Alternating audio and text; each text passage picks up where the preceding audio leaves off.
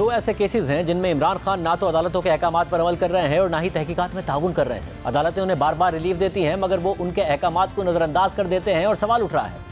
कि इमरान खान तहकीकात में ताउन करके इन केसेस को आगे बढ़ाने के बजाय मुसलसल रुकावटें पैदा करके उन्हें आगे बढ़ने से क्यों रोक रहे हैं। इनमें से एक तो शाखाना केस है और दूसरा NCA यानी नेशनल क्राइम एजेंसी का 190 मिलियन पाउंड का स्कैंडल है, जिसमें नई तफसीलात और नए हकाइक सामने आ रहे हैं और इमरान खान पर सवालात उठा रहे हैं। NCA के केस में आज इमरान खान और उनकी अहलिया को नैब ने तलब किया हुआ था मगर वो गैर हाजिर रहे और सिर्फ अपना जवाब जमा करा दिया। हालांकि इस केस में इमरान खान गिरफ्तार भी हुए, वो 2 दिन हिरासत में भी रहे और फिर पहले सुप्रीम कोर्ट ने उन्हें रिलीफ दिया और फिर 12 मई को इस्लामाबाद हाई कोर्ट ने उन्हें 2 हफ्तों की अबूरी जमानत दे दी थी। लेकिन अदालत ने यह वाज़ेह कर दिया था कि तफ्तीशी को जब भी ज़रूरत हो इमरान खान उनके सामने पेश हों, इमरान खान तफ्तीश में रुकावट डालें तो नैब जमानत मनसूखी की दरख्वास्त कर सकता है। लेकिन इमरान खान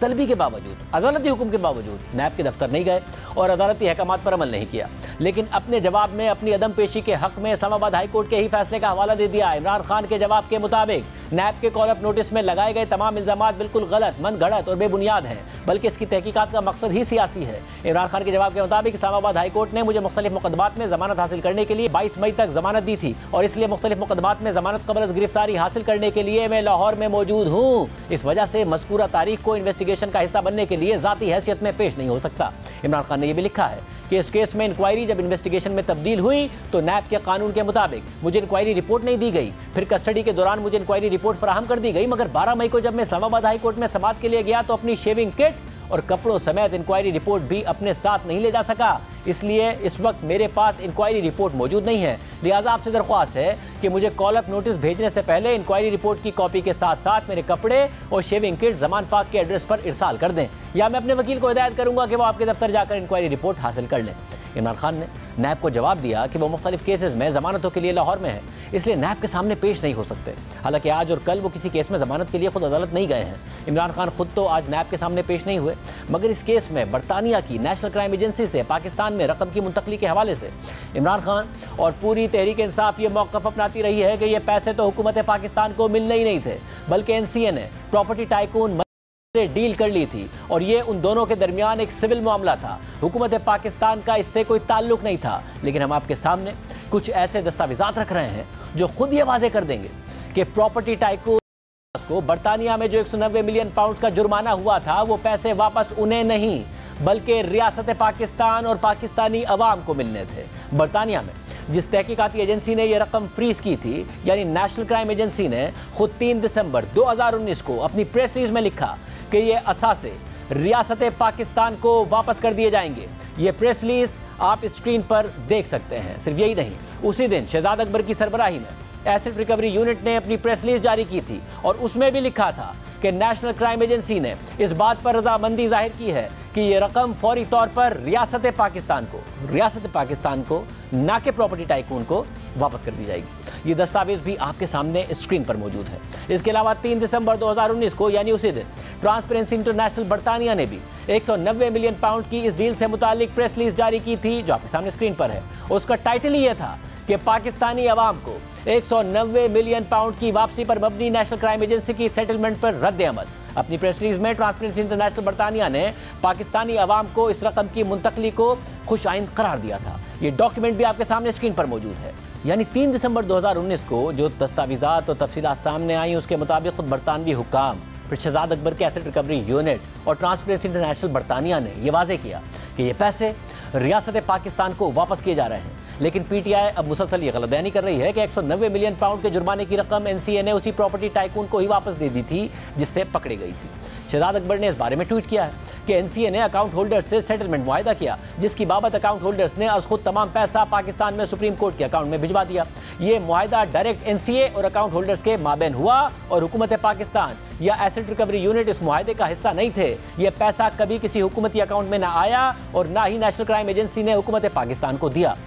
अब दिलचस्प बात यह है कि यही शहजाद अकबर जो आज कह रहे हैं कि NCA ने यह रकम हुकूमत पाकिस्तान को नहीं दी थी बल्कि उस प्रॉपर्टी टाइकून से सेटलमेंट के बाद खुद ही सुप्रीम कोर्ट के अकाउंट में भिजवा दिए, लेकिन खुद शहजाद अकबर की सरबराही में काम करने वाले एसिड रिकवरी यूनिट ने अपने एलामिये में लिखा था कि नेशनल क्राइम एजेंसी ये रकम रियासत पाकिस्तान को देने के लिए राजी हो गई है। तो फिर सवाल यह है कि रियासत पाकिस्तान से मुराद पाकिस्तानी अवाम और हुकूमत है या वो प्रॉपर्टी टाइकून है? क्योंकि पैसे तो प्रॉपर्टी टाइकून के सुप्रीम कोर्ट के अकाउंट में एडजस्ट कर दिए गए। अहम बात यह भी है कि अक़वाम मुत्तहिदा के कन्वेंशन की रूह से भी ये पैसे रियासत पाकिस्तान को मिलने थे। इस कन्वेंशन के मुताबिक जब किसी मुल्क से किसी दूसरे मुल्क से लाया गया गैर कानूनी पैसा पकड़ा जाता है तो वो उस मुल्क को वापस कर दिया जाएगा जहां से पैसा गैर कानूनी ज़राए से मुंतकिल किया गया हो। खुद बरतानिया ने भी अक़वाम मुत्तहिदा के इस कन्वेंशन पर दस्तखत किए हुए हैं। फिर 2017 में क्रिमिनल फाइनेंस एक्ट और अनएक्सप्लेन्ड वेल्थ ऑर्डर के जरिए खुद बरतानिया ने भी कवानीन मजीद सख्त कर दिए थे। बरतानवी माहिर कानून राशिद असलम की इस बारे में कानूनी राय देखिए।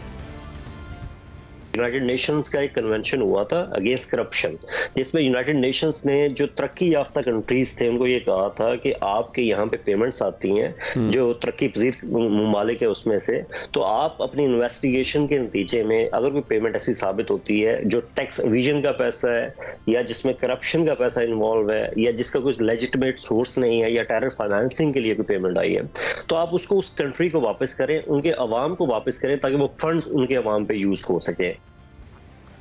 हमने उस वक्त भी शहजाद अकबर से कहा था कि बरतानिया कैसे हुकूमत पाकिस्तान को पाबंद कर सकता है कि पाकिस्तान में पैसा आएगा तो किस अकाउंट में जाएगा।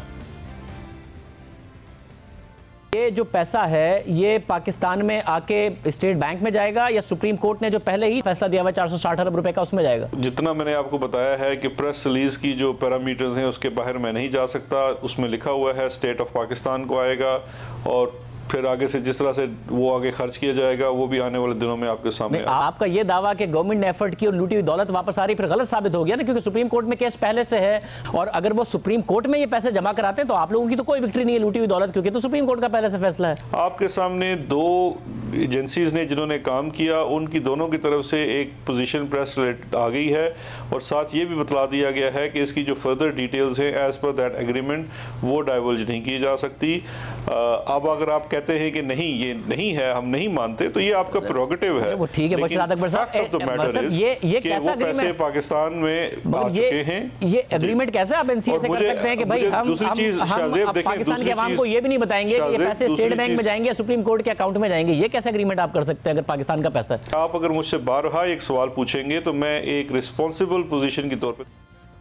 मगर इस मामले में सिर्फ ये एक तनाज़ा नहीं है बल्कि जिस अंदाज में इस हवाले से काबीना से मंजूरी ली गई वो स्कैंडल भी मजीद संगीन होता जा रहा है, क्योंकि नैब ने इमरान खान को भेजे गए कॉल अप नोटिस में दावा किया है कि 3 दिसंबर 2019 के काबीना इजलास में जिस सील डॉक्यूमेंट की मंजूरी ली गई थी उस इजलास से पहले ही बरतानिया से प्रॉपर्टी टाइकून पर जुर्माने की 2 किस्तें सुप्रीम कोर्ट के अकाउंट में एडजस्ट कर दी गई थीं, लेकिन कानूनी कवर हासिल करने के लिए बाद में काबीना से सील लिफाफे पर दस्तखत कराए गए और मंजूरी ली गई। इमरान खान को भेजे गए नैब के नोटिस के मुताबिक रिकॉर्ड से इंकिशाफ होता है कि 25 नवंबर 2019 को 11 करोड़ 67 लाख पाउंड से जायद यानी 23.3 अरब रुपए और फिर 26 नवंबर 2019 को 2 करोड़ पाउंड से जायद रकम बरतानिया से मज़कूरा अकाउंट में मुंतकिल कर दी गई थी। बाकी रकम बाद में आई, मगर तकरीबन 27 अरब रुपए काबीना इजलास से पहले ही पाकिस्तान आ गए थे और सुप्रीम कोर्ट में उसके जुर्माने में एडजस्ट करके वापस उसी प्रॉपर्टी टाइकून की जेब में डाल दिए गए थे जिसके पैसे पकड़कर बरतानवी हुकूमत ने रियासत पाकिस्तान के खजाने में डालने के लिए दिए थे। नैब के नोटिस के मुताबिक बहरिया टाउन की लाइबिलिटी में यह रकम एडजस्ट करने के बाद इस गैर कानूनी डिज़ाइन को कवर करने के लिए मुआविन खुसूसी शहजाद अकबर ने 2 दिसंबर 2019 को वज़ीर आज़म के लिए एक नोट तैयार किया ताकि आप यानी इमरान खान और दीगर की मिली भगत से काबीना से मंजूरी ली जाए। और इस समय दीगर हक़ाइक़ छुपाए गए कि 3 दिसंबर 2019 को काबीना से मंजूरी लेने से पहले ही ये रकम रियासत पाकिस्तान को मुंतकिल करने के बजाय सुप्रीम कोर्ट में बहरिया टाउन की लाइबिलिटी में एडजस्ट कर दी गई थी। और काबीना से शहजाद अकबर ने यह भी छुपाया कि इस दस्तावेज पर 6 नवंबर 2019 को ही दस्तखत कर दिए गए थे और बजाय इसके कि बरतानिया में नेशनल क्राइम एजेंसी को पैसे के ट्रांसफर के लिए हुकूमत पाकिस्तान का बैंक अकाउंट दिया जाता, बदनीयती के साथ वो अकाउंट दे दिया गया जो सुप्रीम कोर्ट में बहरिया टाउन के जुर्माने की रकम के लिए मुख्तस है और यूं बरतानिया से आने वाले पैसे वहां एडजस्ट कर दिए गए। अब ये होशरुबा हकाइक हैं कि कैसे प्रॉपर्टी टाइकून को फ़ायदा पहुंचाने के लिए कौमी ख़जाने को नुकसान पहुंचाया गया और अपनी काबीना को भी अंधेरे में रखा गया। काबीना से बंद लिफाफे में मौजूद दस्तावेज़ की मंजूरी लेने के लिए दस्तखत कराते वक्त काबीना अरकान को यह दस्तावेज़ खोलकर भी नहीं दिखाई गई और दस्तखत करा लिए गए।